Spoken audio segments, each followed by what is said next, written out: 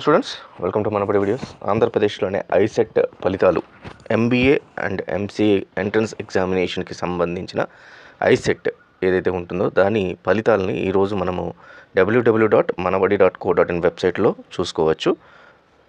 సాయంత్రం 4 గంటలకి వెబ్సైట్లో మనకు manabadi.co.in వెబ్సైట్లో రిజల్ట్స్ అయితే అందుబాటులో ఉంటాయి.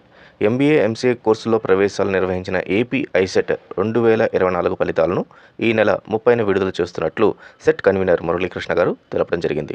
ఈ నెల 6న ఏపీలో 111, తెలంగాణలో 2 కేంద్రాల్లో పరీక్షలు జరిగాయి.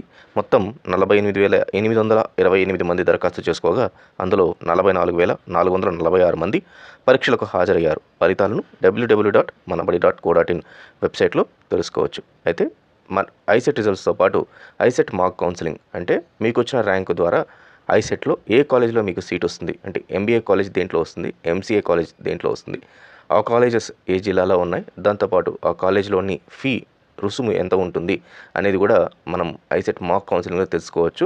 రిజల్ట్స్లోనే మీకు మాక్ కౌన్సిలింగ్కి సంబంధించిన లింక్ కూడా అందుబాటులో ఉంటుంది. సులభంగా ఫాస్ట్గా మీరు ఐసెట్ రిజల్ట్స్ తెలుసుకోవాలంటే manabadi.co.in వెబ్సైట్కి వెళ్ళండి.